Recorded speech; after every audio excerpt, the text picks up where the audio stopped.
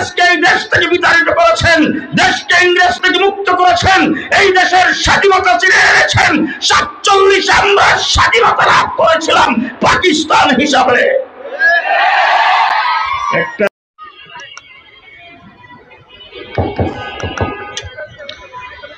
আসসালামু আলাইকুম ওয়া রাহমাতুল্লাহি ওয়া বারাকাতুহু।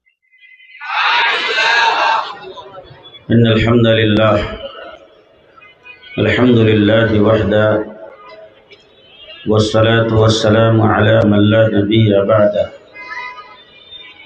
আউযু বিল্লাহি মিনাশ শাইতানির রাজীম। বিসমিল্লাহির রাহমানির রাহিম।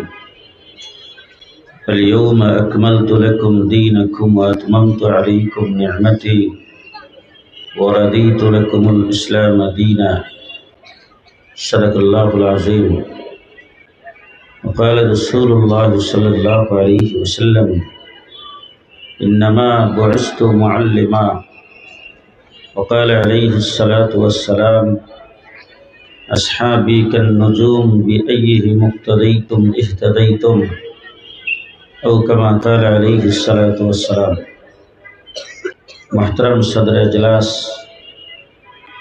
मुअज़्ज़ज़ हज़रात उलमाए किराम, আজিজ তোলাবা, সমবেত বেরাদরান ইসলাম, ইতিমধ্যে আপনাদের সামনে দেশ বিদেশের শীর্ষস্থানীয় উলামায়ে কেরাম বর্তমান সময়ের সময় উপযোগী ভবিষ্যৎ জিন্দেগির করণীয় সম্পর্কে কোরআন এবং হাদিসের আলোকে গুরুত্বপূর্ণ আলোচনা করেছেন। স্টেজে অনেক বুজুর্গানে দিন উলামায়ে কেরাম বসে আছেন, জাতির রাহবররা উপস্থিত আছেন। আপনাদের সামনে আগামী দিনের কর্মসূচি দিবেন, দিক নির্দেশনামূলক, পথ পাথেয়মূলক আলোচনা করবেন। আমি শুধু আপনাদের সাথে একাত্মতা ঘোষণা করার জন্যে এইখানে হাজির হয়েছি।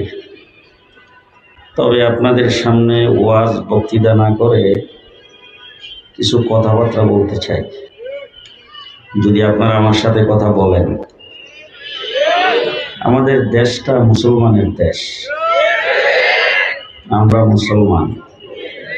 কথা আস্তে করেন, বাইরের লোক যেন না শুনে। দেশটা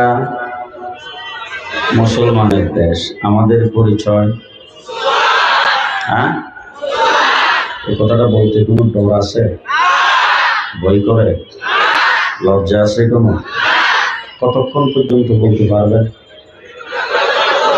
যে আর মৃত্যু তো কোন সময় হয় তার ঠিক নাই, কিন্তু মৃত্যুর আগে যদি এমন কোনো পরিস্থিতি হয়, কারণ আসি কোথায় এটা ভালো করে চিন্তা ভাবনা করতে হবে। আমাদের পশ্চিম দিকে কারা বসবাস করে? বাংলাদেশের পশ্চিম দিকে কারা? দাদা বাবুরা।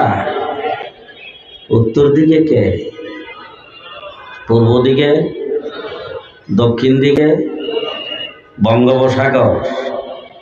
এখন যদি এমন কোন পরিস্থিতি আছে ফিলিস্তিনের মতো, আফগানিস্তানের মতো, ইরাকের মতো, সিরিয়ার মতো, আল্লাহ না করুক বাংলাদেশটা যদি এরকম হয়, ইনশাল্লাহ হবে না, কিন্তু হওয়ার ষড়যন্ত্র শুরু হয়েছে। ষড়যন্ত্রকারীরা আছে কোথায়? যে যারা বক্তৃতায় দাঁড়ায় বলতো পালাবো না, এখন গেছে কোথায়? ওখানে বসে ষড়যন্ত্র করছেন। আর আমাদের তিন দিক যারা ঘেরাও দিয়ে আছেন, তারা আমাদের খুবই প্রকৃত বন্ধু। বাবরি মসজিদকে ধ্বংস করে মাটির সাথে মিশিয়ে সেখানে রাম মন্দির নির্মাণ করেছেন। গুজরাটে মুসলমানদেরকে কুচোকাটা করেছেন, কাশ্মীরে মুসলমানদেরকে হত্যা করতেছেন, মসজিদে ঢুকে মুসলমানদেরকে পিটায়, মুসলমানদেরকে গুরু জবাই করতে দেয় না, মুসলমানদের পদে পদে বাধা দেয়, মুসলমানদের নিদর্শনগুলি মুছে দিচ্ছেন, মুসলিম স্থাপত্যগুলি মুছে দিচ্ছেন, মুসলমানদের নামের সাথে যেই সমস্ত এলাকার নামের মিল এইগুলিকে মিটিয়ে দিচ্ছেন। ইসলাম বিদ্বেষীরা ওই দেশে বসবাস করে, তারা ইসলামকে ধ্বংস করার জন্য চেষ্টা করে। আমাদের বাংলাদেশ বাংলাদেশকে স্বাধীনতা যুদ্ধে তারা সহযোগিতা করেছেন, সেই সহযোগিতার পর থেকে পর্যন্ত দেশের বিরুদ্ধে ষড়যন্ত্র করেই যাচ্ছেন। সর্বশেষ ষড়যন্ত্রের হাতিয়ার হিসাবে শেখ হাসিনার সরকারকে ব্যবহার করে 15 বছর পর্যন্ত আমাদের উপর নির্যাতন চালিয়েছেন। নির্যাতনের পরে যখন আন্দোলন সংগ্রামের মাধ্যমে তাকে আমরা এই দেশ থেকে বিদায় করেছি, পৃথিবীর কোন দেশ তাকে স্থান দেয় নাই, লন্ডনে স্থান দেয় নাই, আমেরিকাতে স্থান দেয় নাই। যদিও শেখ হাসিনার ছেলে আমেরিকায় বসবাস করে, তার বোনের তার বাগ্নি লন্ডনে বসবাস করে, অস্ট্রেলিয়ায় জায়গা দেয় নাই, কানাডায় জায়গা দেয় নাই। পৃথিবীর কোন দেশে তাকে যখন অস্বীকৃতি জানিয়েছেন, রিফিউজ করেছেন, সেখান থেকে যখন সে বিতাড়িত হয়েছে, কোথাও যখন জায়গা পাই নাই, তখন তাকে সেখানে জায়গা দিয়ে ওই জায়গা থেকে দেশের বিরুদ্ধে ষড়যন্ত্র করার জন্য দিয়েছেন ওই দাদাবাবুরা। এই ষড়যন্ত্র ওই জায়গা থেকে হচ্ছে। আল্লাহ না করো কেমন কোন অবস্থা যদি হয়, তার কারণ হলো তারা কিন্তু আমাদের চাইতে 26 গুণ বড়। লোক সংখ্যা কত?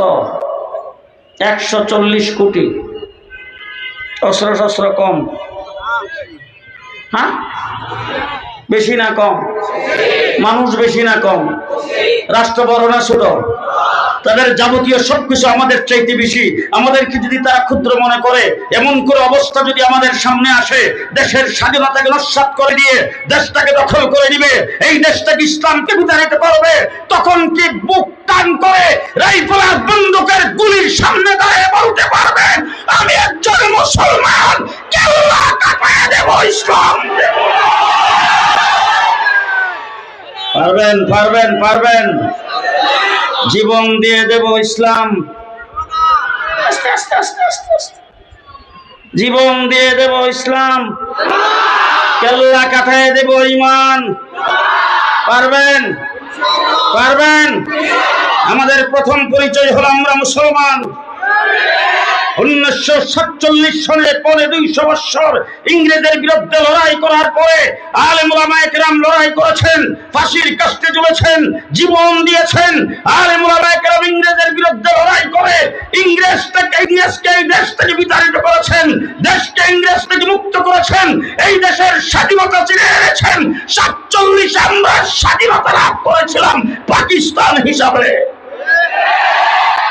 একটা হিন্দুস্তান আর একটা পাকিস্তান। কলিকাতার ভাষা কি? আমাদের ভাষা। কলিকাতার মানুষগুলো বাঙালি, আমরাও, তারাও বাঙালি, আমরাও বাঙালি। আমাদের ভাষাও বাংলা, তাদের ভাষাও বাংলা। এটা কি বলা হয় বাংলা, এটাকেও বলা হয় বাংলা। কিন্তু যখন স্বাধীনতা অর্জিত হয়েছে 47-এ, তারা হলো ইন্ডিয়া, হিন্দুস্তান, আমরা কেন পাকিস্তান?